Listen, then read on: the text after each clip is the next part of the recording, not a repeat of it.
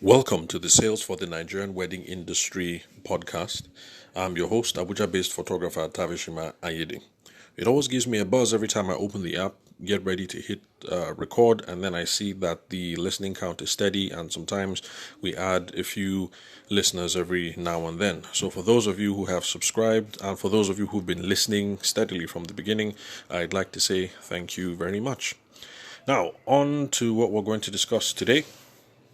I guess it's no secret if you've been paying attention on like for those of you who follow me on LinkedIn, I guess it's no secret that I listen to a lot of other podcasts on sales and marketing related issues.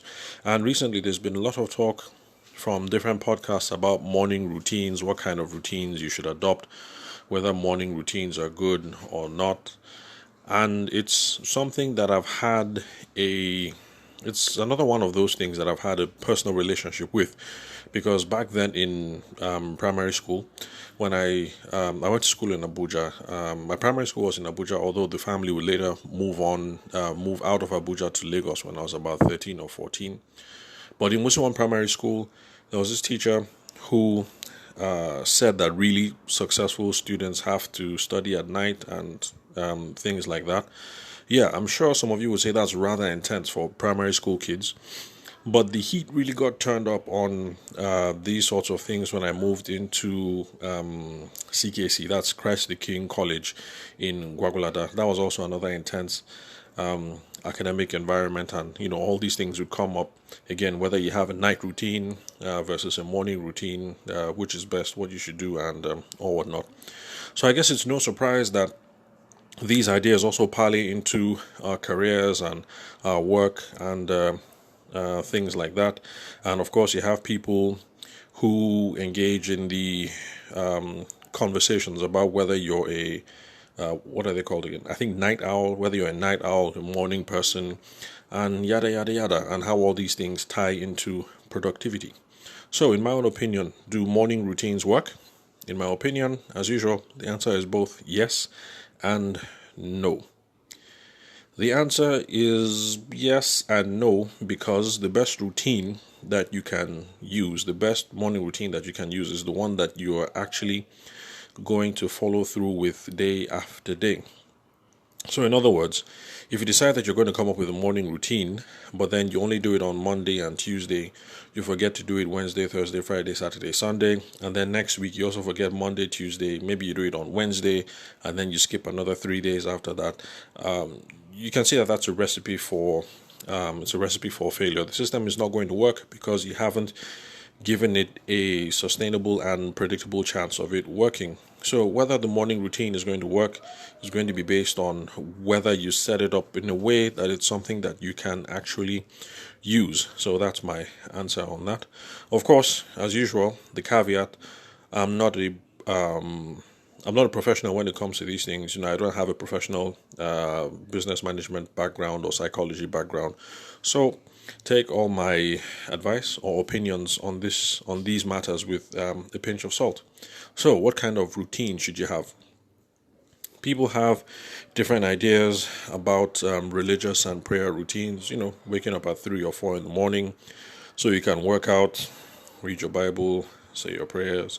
Different kinds of family and kids routines, especially for those of us who have young families right now, especially with the COVID situation. You don't have much of a choice. You do have to come up with some kind of routine because schools are out, and so you need to come up with some kind of morning routine for the kids. In my own case, I try to add a little bit of badminton in the morning because I think it's an easy game to learn, and it will improve athletic ability and hand coordination, that sort of thing. That's apart from all the little stuff that we do, the ABCs and the 1, 2, 3s. My kids are really young. My oldest is 5. So what kind of routine should you have? I have absolutely no idea. I guess it depends on your own personal situation. Now, the crux of the matter: what kind of sales routine should you have? On that, I can say I do have an opinion, and I think it's an educated opinion at that. So, bottom line, Should you have a morning routine? Yeah, maybe yes, maybe no. But for sales, if you're thinking about improving your business and you want to use personal sales to improve your business, should you have a morning routine? Absolutely. Even if you're going to just get into the sales routine, the sales grind, knock it off, and then go back to sleep. I mean, however it is you want to do it, you need a sales routine. And from my experience and from the material that I've come across, that's in books and podcasts and what have you, it would appear that these are some solid golden rules that you should follow. Number one, your sales calls and your prospecting calls should come first because these are the hardest calls to make and these are the ones that typically you're going to put off. Let me give an example. I mentioned that the last bridal fair that I attended and a couple of friends of mine who are vendors in Abuja that we attended was the bridal experience organized by the outfit, the brides and babies. Now, we all got a bunch of phone numbers, and unfortunately, I think it was 2 weeks after that or a week after that that the COVID lockdowns were in place, and so it made things kind of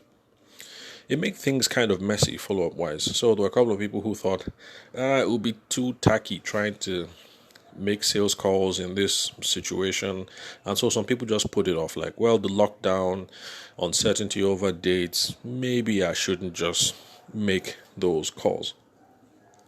But it's absolutely imperative for your business survival that regardless of whatever it is that is going on, COVID or post COVID, you have to do your calls and your prospecting calls have to be done first. Another reason why I say that is because typically those of us who are in the wedding space, we coming through it because we're very good technicians. And when I say technicians, I mean I'm using it in the sense of the E-Myth, the book by I think guy's name is Michael Gerber. Or is it Michael Gerber Smith? I can't remember. But anyway, I'm using it in the sense of the E-Myth. So you're a pretty good photographer, and then you say, oh, I'm going to be a wedding photographer. Or you're pretty good at baking cakes, and so your cousins say, why don't you start baking cakes for weddings? So we come at it through the technical angle. And so the technique and the technical stuff is what we love. So the typical photographer is going to wake up in the morning and the first thing that he's going to get to will be editing the photos, the backlogs, doing Instagram and stuff like that. Now that's not bad. Actually, it's quite good if you can be on top of all those things. The problem is if you don't make any sales calls, if you're not following up with clients or trying to look for new clients, then eventually you run out of business in the pipeline, and then you start struggling. And it's going to be a lot harder to make sales calls and to do prospecting in the future when the pipeline is empty and when you're hungry than doing it now when you already have quite a little bit of business and you have some padding, and so there's some comfort. So when you wake up in the morning, the first thing to do actually should be to hit the calls. Have a look at your calendar. Who are the people that we met earlier in the year at the bridal fair? Who are the people that I should follow up with from last year who said we should hook up this year to discuss some more? Just make those calls. So right now, COVID has thrown a lot of timelines out of whack, but your the sales play is pretty much still the same. You just tweak it for COVID, of course. So let's say you met someone in August of last year who said, we're going to have our wedding in September of this year, and you made a note in the calendar, and maybe you've been following up, then please, by all means, you wake up first thing in the morning, the person's name is on the calendar, hit up that bride, say, hey, what's up? How you doing? How's work been? How's the family? Blah, blah, blah, small talk. Last year, you guys said September, but with this COVID situation, what are you guys thinking?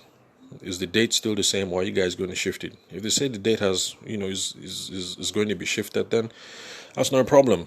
You just, do the same. Whip out the calendar, put down the new date, make a note on your phone so you don't forget to follow up. And you might be surprised that maybe right now they're trying to go ahead with these backyard weddings, the small type weddings that you do in the house, since the wedding venues aren't open as at the date of recording. And if that happens, then yeah, you've gotten yourself a little bit of business. Of course, they'll want to haggle on price because they will say, "Oh, last time when I spoke to you, I had 1,500 guests in mind, but now we're only going to have 200, so the budget has to come down." But that's a separate podcast on its own about how to handle that kind of conversation. So, by all means, when you wake up first thing in the morning, sales calls, prospecting calls, follow-up calls, those are the things that you need to do. The substance of those calls will be pretty much to follow up on your previously agreed timelines with your customers and then with your other vendors. Because sales is a team sport, I sell with other vendors in mind. It's not like we have a fixed agreement, but we pretty much keep each other in the loop. So of course you also have to make those calls every once in a while. So let's say you're a cake person and you're cool with lots of makeup artists. You hit them up on the phone, first thing in the morning. Hey, Lara, what's up? How you guys been? How's business? Has COVID hit you guys? Anything in the pipeline? Anything I need to know? Okay, on my own end, these are 1 or 2 leads I'm working on. I'll send the phone numbers your way. If anything good comes out of it, that's cool. Just make those calls. So basically, first thing in the morning, hit the phone. After you're done with the early morning calls, prospecting calls, the next thing you have to follow up on customer service issues. So for those clients that you're currently working with and you guys have plenty of quarrels that you need to resolve, it's at this stage that you get to those people next. So, you call up the bride. Hey, Lara, what's up? I'm sorry that you guys didn't like the photos that I delivered, or the wedding album. What exactly didn't you like? What are the problems? You go through your thing, ask the questions to be sure that you can get to the root of the issue, and if there's anything that you can do to redress, then you redress. If you notice, I didn't say that you should do these naughty kind of calls first thing in the morning because these ones involve quite a bit of emotional drain. And so if you start off the day on a sour note, it's very hard to push through with prospecting calls and following up on brides that you've spoken to before. It'll just put an emotional drain. So you do the easy stuff first. That's the prospecting calls, because for those ones you need to be more lightheaded. You need to be more in the zone. Let me put it that way. Okay, lightheaded is not the word. You need to have your mojo on for those calls. Okay, so after we're done with customer service issues, then now we can begin with the technical work. So let's assume that you are a cake artist. I'm really not sure what these people are called. Cake bakers, cake artists, just let me know. I'm not sure what the correct term is. So if I'm getting it wrong, I don't mean to insult anyone out there. So let's say cake artist. So let's say you're a cake artist. Then this should be your routine for the day. You wake up in the morning, you're done with the kids. So maybe by 8 o'clock, let's say 8:30, 9, you're at your desk. You pull out your phone, call people that you've been trying to hustle market from since March of this year. Maybe people that you spoke to last year. You call the vendors, you do the rounds, you see what's in the pipeline. After that, customer service calls to see if there are any issues. And then when you're done with all that, now you can start with the technical work of the day. You can start baking your cakes, fire up the ovens and start baking the cakes to fulfill whatever order it is that you have for today. So, in a rough sketch, that is the kind of sales routine that you should have. So don't start with the technical things first in the morning. Start with your calls. You need to hit the phone calls. You need to try and drum up business. That's what you should do first. In calling up new prospects and speaking to old people, you're going to be following up on the previously agreed timelines, and you're also going to be chatting with other vendors to know what's up, if there's any good thing coming down the pipeline. Then, customer service issues, try and sort that out. After you're done with all these phone calls, then you start with the technical work. So that's when you're done with this, then you start baking the cake, or then you start editing the photos. Or let's say you're an MC, for instance, and a lot of your time is spent looking for content to improve your public speaking. I don't know what you MCs do in your downtime. So it's then you hit YouTube and start learning from all those videos. Now, Remember, the rationale behind all this is that if you put off calls and customer service and things of that nature, eventually the well starts to run dry, because it's like a stream. You know, some business comes in, some business flows out. But if you only are paying attention to what it is that you're putting out and you're not worried about what it is that is coming in, eventually you wake up one day and your well has run dry. There's no water in the stream. Now, another practical reason for why I say phone calls come first, and there are lots of people who don't realize this. In fact, a friend of mine who handles my video, he was quite surprised when I told him about this. He didn't think it would work, but it actually worked. I don't know the reason why, but just take it on faith. And of course, it also depends on the industry that you're in. For some reason, people answer their phones and they respond to messages early in the morning. I have no idea why. Previously, I assumed that our brides and grooms, let's say they work in Zenith Bank or Diamond Bank, that they would come in at 7:30 or 8 and then they would turn off their phone and start working. But for some reason, if you call them at 9 o'clock, they answer. Some people at 8:30, if you wait until too late, maybe in the afternoon, that's when you start, the phone, rings out and messages get unanswered until later in the evening. But for some reason, brides and grooms, they seem to answer their phones in the morning and they respond to messages early in the morning. So you have a greater chance if you do these calls first thing in the morning. I don't know why it works, so don't ask me for the rationale. It just does. Call first thing in the morning because people answer their phones and people respond to messages early. Of course, within reason. I'm not saying hit people up at 7 o'clock. At 7 o'clock, the average person is getting ready, in Abuja anyway, is getting ready to hit the road, to head to the office and to do school runs and different kinds of stuff. But 8:30, 9, in fact by 9, I really think by 9 o'clock it's good practice that you should be calling by then. So remember, this depends on the industry that you're in. For the wedding space, it seems to work. For construction, on the other hand, it's totally different. I know someone who is in the construction space who says that it's easiest for him to get people to answer the phone on Sunday all day. And I think the rationale for that is that I think, you hit the site pretty early in the morning. Sites are noisy anyway. So even if your phone is with you, you might not hear it ring and things like that. But I mean, basically, for people involved in the construction space, at least in Abuja, trying to call somebody early in the morning, that's not going to happen. You're either going to catch them late in the evening after everything is done on the site, and especially on Sunday when there's not a lot of site work that is going on. Most of the work that is going on the site, if any, is geared towards jump starting things on a Monday. So yeah, in summary, that's it. The early morning routines work. Yes or no? The only chance you're going to have of getting it to work is if you pick a routine that you can actually should use. So beyond personal issues of religion, prayer, kids, and your personal situation, pick what works for you. But for sales, yes, you should have a sales morning routines, and it should start with calls first, because we're trying to make sure that we put things in the pipeline. So thank you very much, guys, for listening. I'll catch you on the next episode.